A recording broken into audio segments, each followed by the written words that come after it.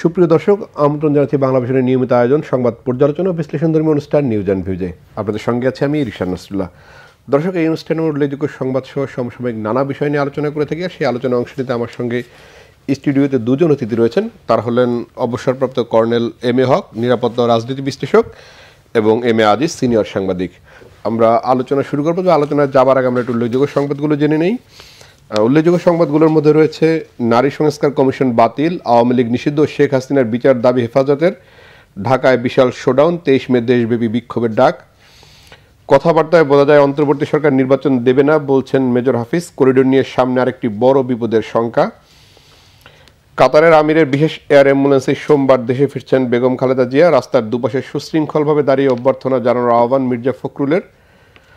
ঐকমত্য কমিশনে কারো প্রতিপক্ষ নয়, বলছেন আলী রিয়াজ। অনির্বাচিত সরকারের বেশি দিন ক্ষমতায় থাকায় আপত্তি 11 দলের। মোটা থেকে এই ছিল উল্লেখযোগ্য সংবাদ। আমি শুরু করতে চাই আজকে আপনাকে দিয়েই। দীর্ঘদিন পরে হেফাজত মাঠে ফিরল, আবার সেই মে মাসে আমরা 5 মের ঘটনা জানি হেফাজতের। আবার হেফাজত মাঠে ফিরেছে এবং সেই নারী সংস্কার কমিশন বাতিলের কথা বলছে, যেটি নারী সংস্কার কমিশন এই সরকার অন্তর্বর্তীকালীন সরকার গঠন করেছিল নারীদের সুরক্ষা এবং অধিকার নিশ্চিতে। সেই জায়গার কিছু সুপারিশ নিয়ে তাদের আপত্তি রয়েছে, সেখান থেকে তারা এই বড় ধরনের শোডাউন করলো। এবং এটি নিয়ে এক ধরনের আলোচনাও রয়েছে যে ইসলামপন্থীদের একটা উত্থান কেউ কেউ বলছেন, বা কিংবা আমরা যদি বলি যে আওয়ামী লীগ পরবর্তীতে এই শেখ হাসিনার বিচারও এরা দাবি করছেন। আর যেই এক ধরনের আন্দোলন, গণ অভ্যুত্থানে যেহেতু কাঁধে কাঁধ মিলিয়ে সবাই আন্দোলন করেছিলেন, সেই জায়গায় তাদের এই অবস্থানটা আপনারা কিভাবে দেখছেন? ধন্যবাদ আপনাকে। হেফাজত তো পলিটিক্যাল অর্গানাইজেশন না। আগেও তো শাপলা চত্বরে তাদের গ্যাদারিং তো এর চেয়ে বড় হয়েছিল, এটা তো খেয়াল। এখন তো 2 ভাগ, আগে তো ভাগও ছিল না, বিশাল ছিল আরো। সুতরাং এটা ইসলামিকদের উত্থান এটা বলা ঠিক হবে না, কারণ তাদের স্ট্রেংথ আগেও এর চেয়ে বেশি শো করেছে, একই রকমই আছে ধরে নেব। এখানে বলতে পারেন যে আপনার নাগরিক যে এনসিপির নেতারা বক্তৃতা দিচ্ছে, আমার দেশের সম্পাদক মাহমুদ বাইরের থেকেও কিছু বক্তৃতা দিয়েছে। তো এখানে যেটা হয়েছে যে নারীদের সংস্কার যে কমিশন, এটা নিয়ে আমার কাছে মনে হয় একটু মিসআন্ডারস্ট্যান্ডিং আছে। যেটা করা হয়েছে যে ইসলামিক ল অনুযায়ী ধরেন বিবাহ ইত্যাদি ইত্যাদি ঘটে, তারা বলেছে এটা সেকেন্ড অপশন। ধরেন আমার 1 ছেলে 1 মেয়ে, আমার সম্পদ ছেলেকে 2 ভাগ মেয়েকে 1 ভাগ, এটা আমি কিন্তু ভাবি না। আমি ভাবি আমার ছেলে মেয়ে আমার কাছে সমান। হ্যাঁ, তো আমারও যদি আমি বলি তাহলে আমার জন্য অপশনটা থাক। ওনারা বলতেছে যে না, যেহেতু এটাতে ধর্মে পরিষ্কার বলা আছে কোরআনে, সুতরাং এটার ব্যত্যয় ঘটানো যাবে না। এখন ধরেন এখানে প্রশ্ন দাঁড়ায় যে তারা যে 2 ভাগ করলো, যে ছেলে মেয়ে সমান সমান, মেয়ে তো স্বামীর বাড়ি গিয়েও একটা অংশ পায়, তার বেশি হয়ে গেল না? ছেলে তো পাচ্ছে না। সুতরাং এখানেও যুক্তি আছে। তো সুতরাং তারা কিন্তু যতই বলেন, যেহেতু মুসলিম ল আমাদের দেশে 90% মুসলমান, এই জায়গাটায় তাদের চিন্তা করতে হতো। 2 হচ্ছে যে যারা প্রস্টিটিউট তাদের জন্য লাইসেন্স দেওয়া। এখানে তাদের যে ব্যাখ্যা সেটা হচ্ছে আমাদের দেশে যারা পতিতালয়ে থাকে এদের 98% হচ্ছে তারা ব্ল্যাকমেইল করে ফোর্সিবলি অথবা কোনোভাবে প্রতিবৃত্তি, এবং তাদের কোনো ফ্রিডম থাকে না, প্রতারণার শিকার হয়। কোনো ফ্রিডম। তার ছেলেকেও পড়াতে চায়, তার মেয়ে থাকলে তাকেও পড়াতে চায়, কিন্তু সমাজ বিচ্যুত। এই জন্য বলছে যে তারা যেটা বলতে চায় যে আইডিয়াল সিস্টেমে যে প্রতিটা স্ব ইচ্ছায় হতে চায় তার জন্য লাইসেন্স দেওয়া, এই যে এটা। কিন্তু এখানে বলা হচ্ছে যে সব পতিতা বানায় দিতে চায়। পতিতা তো আছে, এখন লাইসেন্সবিহীন আছে না, রাস্তাঘাটে পাওয়া যায় না। এই জন্যে আমার মনে হয় যে এখানে বসলে আমার মনে হয় মাথা ঠান্ডা করে চিন্তা করলে জিনিসটা হয়তো ধরেন ইসলামিক ইয়েতে আছে। ধরেন আমার এটা তো আছে, এটাও যে আমার প্রপার্টি আইনে যাই থাকুক, আমি যদি আমার ছেলে মেয়েকে সমান করে দেই, এটা তো এখনো বাধা দেয় না। কোন আইন বাধা দেয় না। কারণ বাবা জীবিত থাকলে বাবার প্রপার্টি যারা ইনহেরিট করবে সে তাকে দিয়ে অন্যকেও দান করে দিতে পারে, ছেলে মেয়েকেও দিল না অন্যকেও দিতে পারে, এই স্কোপ তো আছে। কিন্তু আজিজ ভাই, এই কমিশনটি যখন করা হয় তখন কেন এই তাদের প্রতিনিধি রাখা হলো না? ধরেন এই আমরা যদি বলি যে ইসলামী চিন্তাবিদদের তো একজন প্রতিনিধি এই সংস্কার কমিশনে রাখতে পারতো। বিষয়টা হলো যে ইসলামিক চিন্তাবিদই না শুধু, এখানে আমি যেটা দেখলাম কমিটিতে সবটাই নারী রাখছে, তো নারীর পক্ষে আইন করবে। এখানে তো পুরুষও ফ্যাক্টর। আপনি ধরেন আমি ছেলে, আমার বোন আছে, অংশীদার না, তা আমি ছেলেও থাকতে হতো, তো এখানে তো সবই থাকতে হতো। ধরেন ইসলামিক চিন্তা, ইসলামিক আইন বোঝে এমন একটা লোক তো, এমন নারীদেরকেও তো দিতে পারতো। হ্যাঁ, নারীকে দিতে পারতো না, নারী আছে আছে কিন্তু ধরেন এরকম না, মানে প্রসিদ্ধ আলেম না, তারা তো মাঠে ময়দানে বক্তৃতা করে না। সুতরাং আমি দেখছি, সে জানে, ইসলাম ধর্ম বোঝে, ভালো ব্যাখ্যা দিল। হ্যাঁ, তো এই জন্য আমি বলছি যে যদি এই কমিশনটা ব্যালান্স হতো এবং হোমোজেনিয়াস হতো, ধরেন হোমোজেনিয়াস কিন্তু ব্যালান্স, সব সেক্টরের প্রতিনিধি থাকতো, একজন আইনজীবী থাকতে পারতো, একজন পুরুষ থাকতে পারতো, একজন আপনার যাদের জন্য আইন করলেন, ধরেন ব্রোথেলের একজন প্রতিনিধি থাকতো, তাদের তো ওই আছে না হেডম্যান একটা থাকতো, বা তাদের ওপিনিয়ন নিতেন, ইত্যাদি ইত্যাদি। কিন্তু আমি তো দেখলাম যে যিনি আপনার সংস্কার কমিশনের যিনি প্রধান নারী, ওনার নামটা ভুলে গেছি, উনি বেশ, আমার কাছে মনে হলে বেশ অ্যারোগেন্ট, মানে তিনি সমালোচনা টলারেটই করতে চাচ্ছে না। এটা হবে না কেন? একটা আইন হবে, তার সমালোচনা থাকবে না? থাকবে তো, কারণ একটা আমাদের প্র্যাকটিসিং ল তো আছে, মুসলিম আইন আছে, তো আপনি তার বিকল্প যখন একটা খাড়া করবেন, তার তো যুক্তি লাগবে এবং সবার ঐক্যমত্য লাগবে। আপনার মুসলিম ধর্ম তো সেন্সিটিভ, বলাই আছে, আমাদের সংবিধানে বলা আছে ধর্ম অনুভূতিতে আঘাত করা যাবে না। তা আপনি এটা করতেছেন কেন? এটা তো হবে না। তাহলে যারা এই যে আজকে স্লোগান দিচ্ছে, তাদের প্রতিনিধির সাথে কথা বলতেন অথবা তাদের কমিটিতে রাখতেন, তাহলে এটা হইতো না। তারপরে আমি বলবো যে এখানে আমি যেটা বুঝেছি তাতে যুক্তি আছে, উভয় সাইডের যুক্তি আছে। আর তারা যেটা বলছে, কখনো ইসলামিক ল যেটা আছে, প্র্যাকটিসিং ল যেটা আছে, সেটার বিকল্প কিন্তু এটা দেওয়া হয়নি, অল্টারনেটিভ। আপনি ইসলামিক ল মানলে চলেন, আর না হলে বিকল্প এইটা। ধরেন আমি যেটা বললাম, আমি ছেলে মেয়েকে আলাদা করে দেখি না, আমার জন্য একটা স্বচ্ছ অপশন রইল। তাহলে আমার কথার কথা আমার মেয়ে বলতে পারবো না, ছেলে বলতে পারবো না যে তুমি মেয়ে আমার দুই ভাগ। কিন্তু এতে তো বেশি দেওয়ার সুযোগও নষ্ট হয়ে যেতে পারে। কোনো বাবা যদি মেয়েকে বেশি দিতে চায়, তখন তো সেই সুযোগটাও নষ্ট হবে কিনা? না, সুযোগ মানে কি, শোনেন, এখন যে প্র্যাকটিসটা আছে, ধরেন আজ মুসলিম লতে আছে তো, কিন্তু আপনি যদি আপনার ছেলে মেয়েকেও না দেন, আপনি ট্রাস্ট করে দেয় না, ফ্যামিলির ট্রাস্ট করে দেয় তো। কাউকে আমার আস্থা নেই, আমার বহু প্রপার্টি আছে, আমি ট্রাস্ট করে দেবো, আমার ছেলে মেয়ে মদ খায়, গাঁজা খায়, এটার উপর নির্ভর করা যাবে না, ট্রাস্ট করে দেয়। আপনার প্রপার্টি আইনেই আছে, মুসলিম ল না, আইনেই আছে, আপনার প্রপার্টি আপনি জীবিত থাকতে যাকে খুশি তত অংশ তাকে বা পুরোটা তাকে দিতে পারেন, ট্রাস্টও করতে পারেন। সুতরাং এটা আমার মনে হয় যে এত বড় শোডাউন হওয়া যেমন দরকার ছিল না, তেমনি এই সংস্কার কমিশনের এই যে নারী যে প্রধান, তিনি এত অ্যারোগেন্ট হওয়ার দরকার ছিল না। এটা তো প্র্যাকটিস আছে, দুটোই প্র্যাকটিস আছে, অর্থাৎ ছেলে মেয়েকে সমান দেওয়ার প্র্যাকটিস আছে, বা আইনের বাইরে বা ট্রাস্ট করে দেওয়া প্রপার্টি, এটা তো আছে, প্র্যাকটিস আছে। আবার মুসলিম ল অনুযায়ী চলার প্র্যাকটিস আছে। সুতরাং এখানে ঝগড়াঝাটির তো দরকার নেই এটা নিয়ে। জনাব এম এ হক, আমি একটা আপনার কাছে, সেটি হচ্ছে যে হেফাজতের এই সমাবেশে 5 মে যে গণহত্যার অভিযোগে শেখ হাসিনার বিরুদ্ধে মামলা করার জন্য বলেছেন মাহমুদুর রহমান, একই সঙ্গে তারা শেখ হাসিনার বিচারও দাবি করেছেন। এবং অন্যদিকে যদি আমরা দেখি যে এটিকে কেন্দ্র করে যে ধরনের অস্থিরতা তৈরি, বা যেটি বলা হচ্ছে যে মৌলবাদের উত্থান, এবং এই স্লোগান দিয়েই কিন্তু এর আগে নানান ধরনের আলেমদেরকে জঙ্গি বানানো হয়েছে, এই ধরনের অভিযোগও রয়েছে। অর্থাৎ একটা বিশৃঙ্খল পরিবেশ তৈরির যে চেষ্টা, এটি আসলে এই নতুন বাংলাদেশে সেই জায়গাটা আসলে সুযোগ আছে কিনা? দেখুন, আপনার ক্ষেতে যখন বেড়ানা থাকে, তখন সেখানে গরু, ছাগল, শিয়াল, কুকুর সবগুলি প্রবেশ করতে পারে। 16 বছর হাসিনার মতো দুর্বৃত্তায়ন, পৃথিবীর ইতিহাসে নিকৃষ্টতম স্বৈর শাসক, হিটলারকে যে হার মানিয়েছে, ফেরাউন নমরুদকেও যে হার মানিয়েছে, তারা কেউ এই ফ্যাসিস্ট হাসিনার মতো জনগণের উপর অত্যাচার করেনি। আপনারা পড়ে দেখেন, আমি যদি এতটুকু ভুল হই তাহলে আমি সে দায়িত্ব নিয়ে কথা বলছি।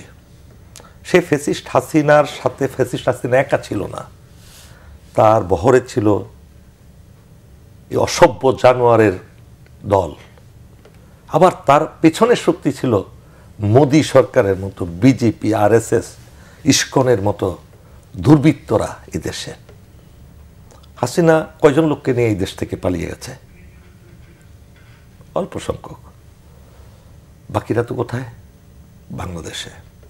মিডিয়া জগতে আপনাদের যত টেলিভিশন আছে 34টা 40টা, তারা কি মুক্ত হয়েছে বলতে পারেন? নাই। প্রশাসন কি মুক্ত হয়েছে? নয়। এবং ডক্টর ইউনূসের যে উপদেষ্টা পরিষদের সদস্যরা যারা এখানে কাজ করছে, তারাও কি সবাই হাসিনার ফ্যাসিস্ট মুক্ত? আমি একটু বিরতি নিয়ে আসি, তারপর আপনার আলোচনা শুনবো। দর্শক, নিউজ অ্যান্ড ভিউজে নিচ্ছে ছোট্ট একটি বিরতি, আপনাদের সঙ্গেই থাকুন, ফিরবো কিছুক্ষণ পরে।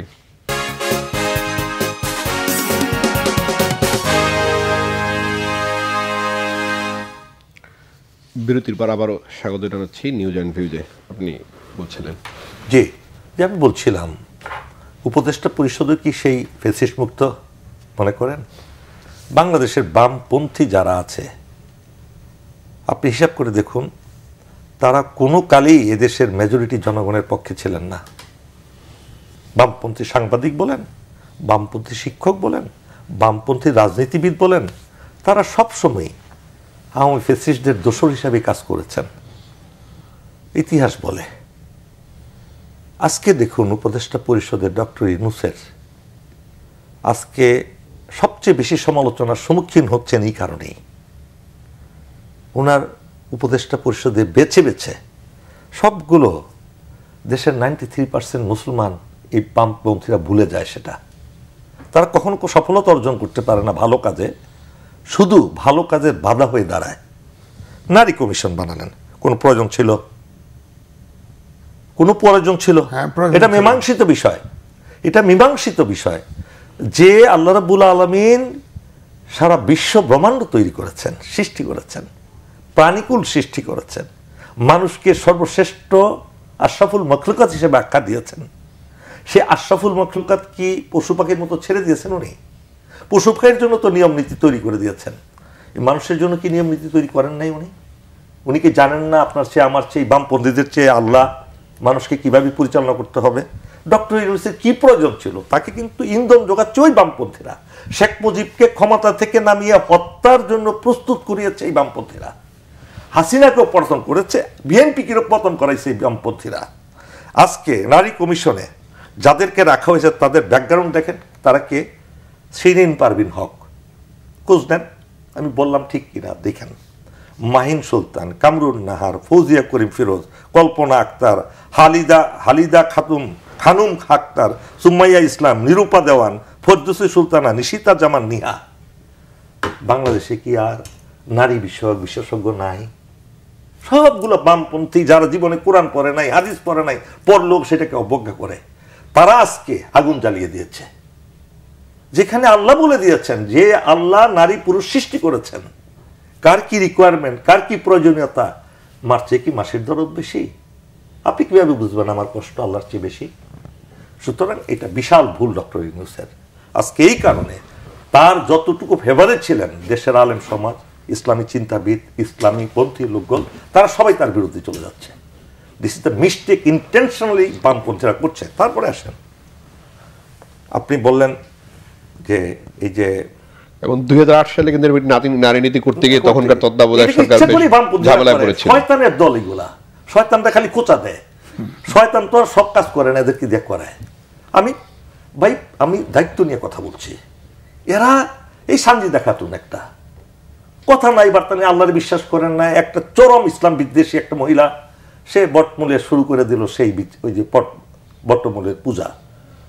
হ্যাঁ, আপনারা তারপরে দেখেন জাহানারা ইমাম পুরা কি সে নিজেই বিচারপতি হয়ে গেল বাংলাদেশে, গভর্নমেন্টকে উপেক্ষা করে। এই ধরনের কাজ, এই যে যে হলো শাহবাগী, সবগুলো বামপন্থী।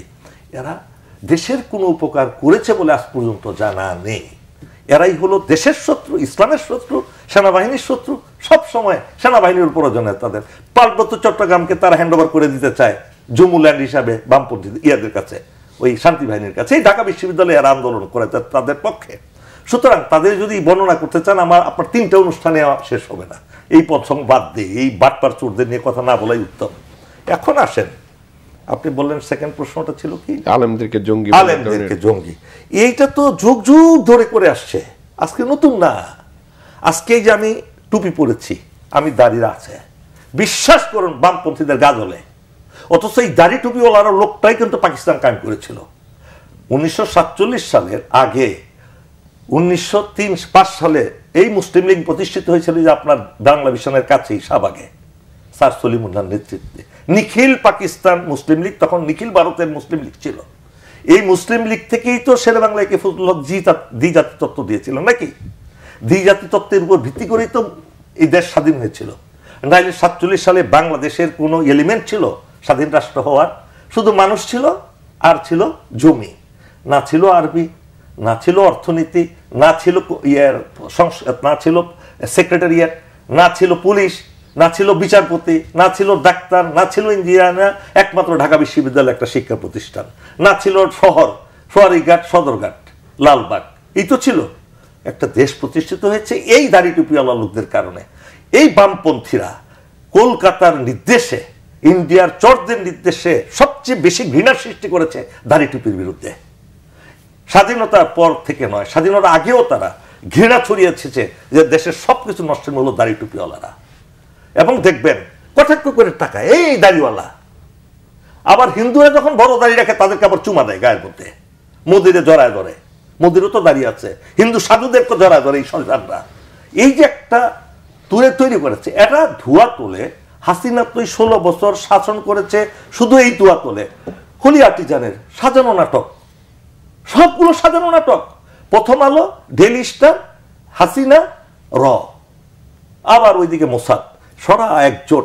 এই দেশ থেকে ইসলাম বিতরণ করতে হবে, আর্মিকে শেষ করতে হবে। প্রত্যেকটা হত্যাকাণ্ড জঙ্গি নাটক। একটা ছেলেও জঙ্গি নয় যাদেরকে হত্যা করা হয়েছে। 11 জনে জাজ বিল্ডিং এ হত্যা করেছে। একেবারে নিরীহ সাধারণ ঘরের ভালো ভালো ছেলেগুলা, মেধাবী ছেলেগুলোকে রাস্তা থেকে ধরে নিয়ে যেত। এই ডিবি হারুন, ডিবি মনির, এই সমস্ত বাটপারগুলা, চোরগুলা, তারা এগুলারে আটকায় রাখতো নানাভাবে। এই করে কোন একটা নাটক সাজিয়ে জাহাজ বিল্ডিং এ, একটা আপনার এই বিল্ডিং এ, এই আপনার বাংলা মিশনের বিল্ডিং এ একজন মানুষ, একটা রাইফেল, আমার কি ধরেন একটা রাইফেল আছে, আমার কাছে গুলি আছে 100। আপনি পুলিশের একটা ব্যাটালিয়নকে থামায় আপনি গুলি করতে করতে অন্তত পক্ষে 100 জনকে মারতে পারবেন 100টা গুলি দিয়ে। জাহাজ বিল্ডিং এ পুলিশের একজনের গায়ে একটা গুলি লাগছে, হাত বাঁধা অবস্থা পাওয়া গেল, পিছনে লা ইলাহা ইল্লাল্লাহ লিখে দিল কলেমা কালো করে। কতটুকু শয়তানি হতে পারে যেটা নাকি ইসলামী জঙ্গি? তাহলে হাত বাঁধা অবস্থা গুলি করলো কেমনে তারা? গুলির খোসা এখানে পড়ে আছে, একটা পুলিশের গায়ে লাগিয়ে লেগেছে। অথচ ফাইটিং ইন বিল্ট আপ এরিয়াতে আপনি জানেন না সেখানে কতজন আছে। একজনই হ্যাভক তৈরি করতে পারে একটা ব্যাটালিয়নের বিরুদ্ধে। আমাদের মিলিটারি ট্রেনিং হয় fighting in built up area, very মানে একটা ডিফিকাল্ট একটা যুদ্ধ এটা। যে সেইখানে তারা জঙ্গি বানায় দিল। কোথায় বানায় নাই? এইখানে সেই ইয়েতে আপনার চট্টগ্রামে নিরীহ মহিলা major Zahid, one of the brilliant officer in Bangladesh army, তাকে জঙ্গি বানায় ফেললো। তার বউকে এক্সপ্লোসিভের বেস্ট পরায় দিয়ে বলে দিল জঙ্গি। একেবারে নিরীহ মহিলা। এই যে অন্যায় অবিচারগুলো করছে, সেই শত্রুরা, সেই শয়তানরা এখনো জীবিত আছে এবং বাংলাদেশে আছে। তারা সুযোগ পেলেই, যেমন কালকে এটিএন বাংলার এক সাংবাদিক, চ্যানেল আয়ের এক সাংবাদিক, এই যে আপনার নাটক করে যে উপদেষ্টা হয়েছে একজন, কি নাম তার, মোস্তফা সরোয়ার ফারুকী, তারে প্রশ্ন করতেছে যে আপনি হাসিনারে কিভাবে বলতে পারেন, হত্যাকারী বলতে পারেন? সে তো হত্যা করে নাই, সে কিভাবে 1400 লোক হত্যা করেছে? কত বড় স্পর্ধা এই সাংবাদিকের! ওর টুটিতে চেপে ধরা উচিত ছিল। সে হি ইজ অলসো ফেসিস্ট। তার তদন্ত করে দেখেন, এটিএন বাংলা এবং চ্যানেল আই থেকে যে দুইজনে প্রশ্নগুলো করেছে, দে আর দ্য রুট লেভেলের শয়তান বাংলাদেশে এবং ইবলিশ। কিন্তু সাংবাদিকরা তো প্রশ্ন করার অধিকার আছে। সাংবাদিকরা হাসিনার সময় প্রশ্ন করেনি কেন এই প্রশ্নগুলো? তখন তারা কোথায় ছিলেন? যে আপনি যে মানুষকে ঘরে ঘরে গুলি করে মারতেছেন, গুম করতেছেন, খুন করতেছেন, তখনই সাংবাদিকরা কোথায় ছিলেন? তখন কি এটিএন বাংলায় তারা ছিলেন না? চ্যানেল আইতে ছিলেন না? প্রথম আলোতে ছিলেন না? এই শয়তানগুলো, তখন এই শয়তানগুলো ছিল না, এই যে মাহফুজ আনাম ছিল না, মতিউর রহমান ছিল না, তখন তাদের সাংবাদিকরা কোথায় গেল? দেখেন, এখানে শেষ নয়। এই শয়তানগুলো আবার দেশকে অস্থিতিশীল করার জন্য, ইন্ডিয়ার কাছে তুলে দেওয়ার জন্য, হাসিনাকে দেশে আনার জন্য আসুক, হাসিনা আসুক, আমরা চাই। কিন্তু যেই ক্ষতিটাই দেশের এখনো করে যাচ্ছে, ঘুর লাগিয়ে রেখে গেছে হাসিনা, সেটাকে পরিষ্কার করার জন্য আজকে দলগুলো ঐক্যবদ্ধ হওয়া উচিত বলে আমি মনে করি। আজকে আলেম সমাজের ঐক্যবদ্ধ হওয়া উচিত। They are the stakeholder of this country. Aziz ভাই তো বললেন শাপলা চত্বরে তার দেখা যাচ্ছে শোডাউন। কয়জন বামপন্থী পাইবেন রাস্তা দাঁড়াইলে? কাকার শিয়াল ছাড়া তাদের মিটিংয়ে কেউ আসে? কিন্তু পত্রিকায় ফলাও করে তাদের খবর দেওয়া হয়, আপনার বাংলা ভিশনে খবর দেওয়া হয়, চ্যানেল আইতে খবর দেওয়া হয়। আর আলেমরা যে হাজার হাজার না লক্ষ লক্ষ লোক নিয়ে ওয়াজ নসিহত করতেছে, কোন খবরটা আপনারা দেন না? এগুলো হলো এই যে ডাবল স্ট্যান্ডার্ড। আওয়ামী লীগের যত অনিয়ম দুর্ভাগ্যগুলো তো সাংবাদিকরাই সামনে এনেছে, যত প্রতিবন্ধকতার মুখে ওই সময় অসম্ভব। আমি সাক্ষী, কোন পত্রিকায় একটা লেখার সাহস হয়েছে অমুক জায়গায় হত্যা করা হয়েছে, বলছে প্রথম আলো একজন জেনারেল পর্যন্ত জঙ্গি বানায় দিছে, জেনারেল এতেশামকে 66 ডিভিশন জিওসি, তাকে ফুলের মালা দিয়ে তাকে জঙ্গি বানায় ফেলাইলো। তারা যখন যাকে ইচ্ছা জঙ্গি বানায় ফেলায়। কোথায় হলো ডক্টর জাকির নায়েক? জাকির নায়েক নাকি হোলি আর্টিজানের ছেলেদেরকে উদ্বুদ্ধ করেছেন হামলার জন্য। জাকির নায়েককে এখানে অ্যারেস্ট করানোর ব্যবস্থা করলো হত্যা করার জন্য। কে করলো? ডেইলি স্টারের আর্টিকেলটা এখনো পড়ে দেখেন। এখানে পারপাসফুলি করেছে।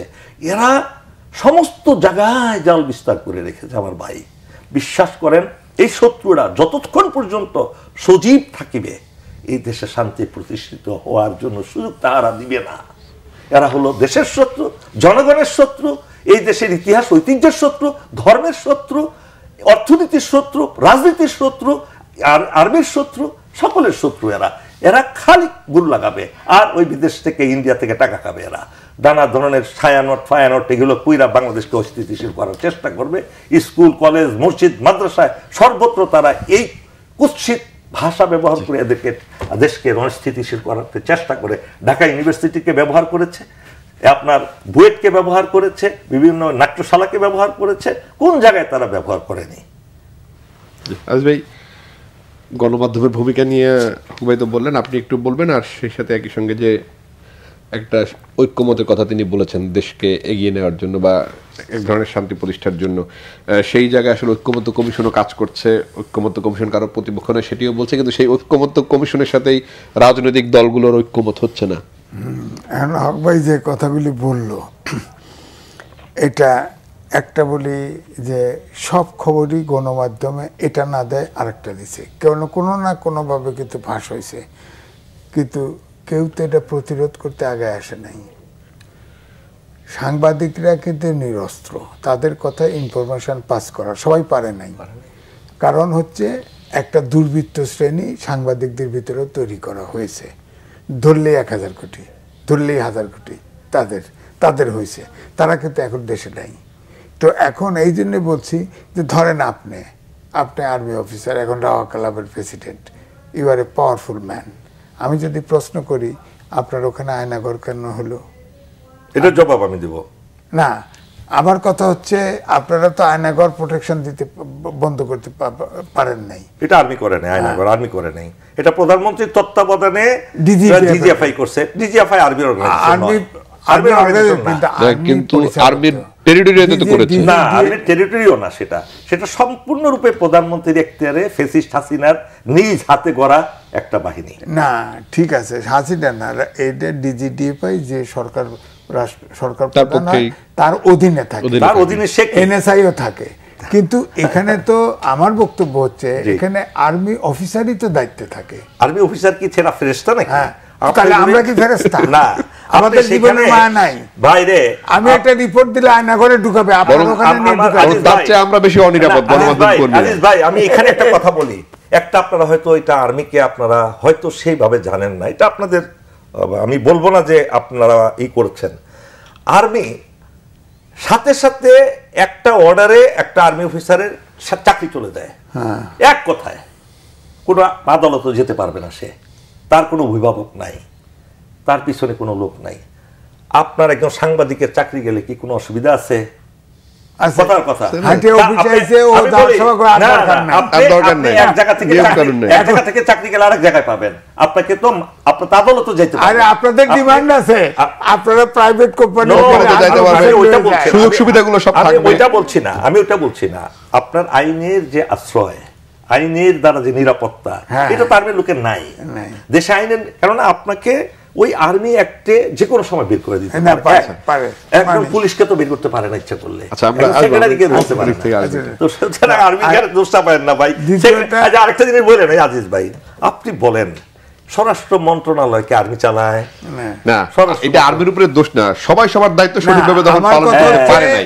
মূল কথা হচ্ছে এটা আর্মি হোক, গণমাধ্যম হোক, আমি বলছি সবাইকে মানে মোটামুটি সাইলেন্ট করে ফেলছিল। সুতরাং আমরা একে অপরের অভিযুক্ত করতে পারি, কারণ সবাই তো দেশের রাজনৈতিক দলগুলোই তো পারে নাই 14 বছরে। সাংবাদিকদের গণমাধ্যমকে ফোর্থ স্টেট বলা হয়, তার রোল প্লে করতে পারে নাই। আজিজ ভাই, আপনার সজ্জন একজন সাংবাদিক, আপনার যা ব্যাপারে আমার কোনো অভিযোগ নেই। আপনাকে আমাকে থেকে চিনি, আপনি একজন নীতিবান সাংবাদিক, কিন্তু আপনি অন্য সাংবাদিকদের সাফাই গাই না, অন্যদের গাচ্ছে না। সবার তো না গাচ্ছে না, আমি তো বলে দিছি তো, একটা শ্রেণী হয়েছিল তো, তারা তো এখন নাই। কে বলছে নাই? সব পালাইছে। কে বলছে পালাইছে? কোথায় পালাইছে? ছোটখাটো সোনাপটি বাংলাদেশ তো ঝাড়ু দিয়ে মুছে ফেলতে পারবেন না, কাজে তো লাগাইতে হবে। সিচুয়েশনে অনেকে পক্ষে ছিল। আচ্ছা, দ্বিতীয়ত ঐক্যবদ্ধ কমিশন, আমার বক্তব্য হচ্ছে অনেক বৈঠক হয়ে গেছে, এখন শেষ পর্যায়ে আসছে। এখন যেগুলো হচ্ছে এগুলো সৃষ্ট সমস্যা। কারণ আমরা এখনো ইউটিউবে যান, প্রধান উপদেষ্টার বক্তব্য পাবেন। তিনি বলেছিলেন যে রাজনৈতিক দলরা সবাই যেটুকুতে ঐক্যমত্য হয় ওটুক নিয়েই নির্বাচনে যাব, না হলে তাও ওইটুক দিয়ে যাব, ওয়েবসাইটে দেব, কে কোনটা ইয়েস করছে কোনটা না করছে সবাই জনগণ জানবে। তো এখন যে কে কোটা ইয়েস করছে না করছে অলরেডি জেনেই গেছে, বলাই হচ্ছে। এখন ইয়েতে যান, নির্বাচনে যান। এখন বলতেছেন ডিসেম্বর থেকে জানুয়ারি, জুন। কিন্তু এই যে আল জাজিরার যে সাক্ষাৎ দিয়ে এই কনফিউশনটা ছড়াই দিলেন যে এই অন্তর্বর্তীকালীন সরকারই ভালো সমাধান। তারপরে বলল না, আমাদেরকে তো এখনো জনগণ যেতে বলছে না। এতে কি বলে? আবার পরে অবশ্য বলছে যে নির্বাচন আপনার খুব দৃষ্টান্তকারী নির্বাচন অনুষ্ঠিত করব। তো এই কনফিউশনটা ছড়ানো, আবার মন্ত্রীদের দু একটা রাস্তায় যায়, একজন উপদেষ্টা বলছিলেন যে এই সরকারকে চায় না, ওইটা বলতেছি যে ওটা নিশ্চয়ই ফিট করা হয়, অর্থাৎ এটা একটা ক্যাম্পিং চলছে আমার কাছে মনে হচ্ছে। ভাই, আপনি এত সুন্দর কথাগুলো বলছেন ভাই, মাইন্ড করেন, আমি একটা ইন্টারফেয়ার করি। আপনি তো খালি সরকারকে আমরা দোষ দিচ্ছি, সংস্কার এইটা করছে না সেটা করছে না। আমরা কি একবারও চিন্তা করছি আসন্ন নির্বাচনে কোন দল কোন প্রার্থীগুলো দিচ্ছে, তারা কি সেটা ঠিক করেছে? তারা কি বলছে যে আমাদের এই প্রার্থীগুলো? আমি আসবো আপনার কাছে, আচ্ছা ঠিক আছে, আলোচনা করবো। জামাত ইসলাম সেকেন্ড মেজর পার্টি, তারা 300 সিটে নমিনেশন দিয়ে দিছে। আচ্ছা, এনসিপি তারা কিন্তু ঘুরতেছে অলরেডি, নিবন্ধনই নাই, নিবন্ধন নাই, নিবে 3 বার। ওইটাই তারা তো বলে যে আমরা সরকারিরা, অথচ দরখাস্ত করে ইলেকশন কমিশনের 3 মাসের নিবন্ধনের জন্য সময় বাড়ায় নিছে। অর্থাৎ তারা যা বলে তাই শোনে। তো আমার বক্তব্য হচ্ছে নিবন্ধন জামাতেরও নাই, তাদেরও নাই, অথচ তাদের দিয়ে বার্গেনিং করা সব রেডি আছে তাদের। অমুকটার আগে অমুকটা চাই, অমুকটা হবে না, এইটা সংস্কার হবে, ইত্যাদি ইত্যাদি। নির্বাচন পিছানোর যত শর্ত এগুলো আরোপ করা হয়। সর্বশেষ কিন্তু আপনার জামাত ইসলাম বলছে যে ঈদের আগে, আগামী রোজার আগে, মানে হয় ফেব্রুয়ারির আগে না হয় এপ্রিলের আগে, মার্চ এপ্রিলের মধ্যে সংস্কার শেষ করে নির্বাচন দিতে হবে বলছে। এই যে সামনে এপ্রিল আর কি বলছে। তো এইটা তো আমার কথা হচ্ছে যে এখন যেহেতু অন্তর্বর্তীকালীন সরকার, প্রধান উপদেষ্টা যেহেতু যে কথা প্রথমে বলছিল সেটা করুক। নির্বাচনে কেউ একমত হয়েছে না হয়েছে, যেটুকু হয়েছে ওয়েবসাইটে দেখ, মানুষ জানুক, উনি নির্বাচনে চলে যাক। হ্যাঁ, এখন ঘাড় ধরে তো আপনি সব কিছুতে একমত করতে পারবেন না। আর একমতই যদি হবে তাহলে দল আলাদা হবে কেন? একমত তো হবে না, বিরোধ তো কিছু থাকবেই। তা আপনি যেটুকু একমত হয়েছে সেটুকু নিয়ে নির্বাচনে যান। বিশেষ করে একটা নিরপেক্ষ নির্বাচন হতে যেখানে যেখানে দরকার সেখানে সেখানে সংস্কার করে আপনি নির্বাচন দিয়ে দেন। কারণ এখন দেখেন অন্তর্বর্তীকালীন সরকার যদি ক্ষমতায় আসে, কয়দিন আছে, এই জন্য দেখেন আপনার ইনভেস্টমেন্টের একটা সম্মেলন করলো, ৩,১০০ কোটি টাকার আশ্বাস পেল, 1 টাকাও আসবে না। এ পর্যন্ত এই 9 মাসে $2.1 বিলিয়ন আমাদের দেশে সাহায্যের প্রতিশ্রুতি পাইছে, একটাও আসবে না, আসে নাই।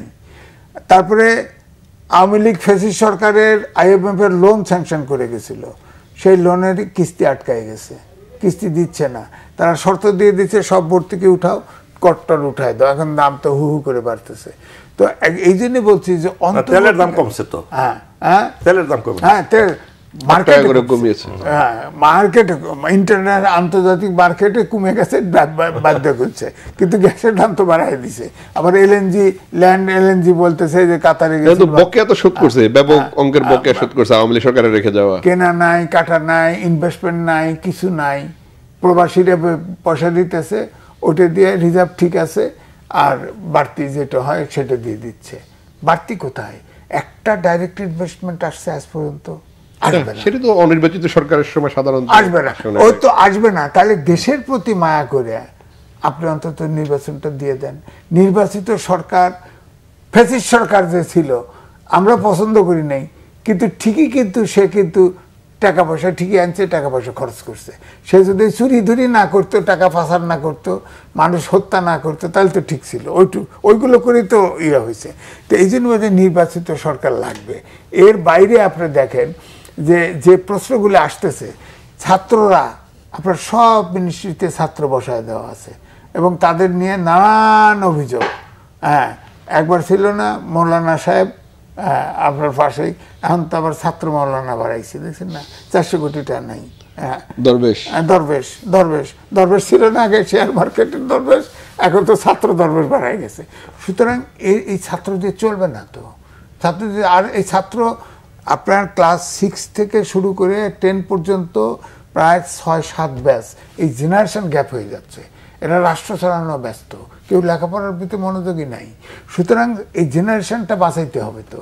কারণ এরা যে ছাত্র সংগঠন করতেছে, নির্বাচনে যাবে, ওই আমিটামি নির্বাচনের সময় ইলেকশনে গেছিল বড় বড় নেতা দিয়ে না, 300 সিটেই কিন্তু প্রার্থী দিছিল ঘুরে ফিরে, একটারও জামানত ছিল না।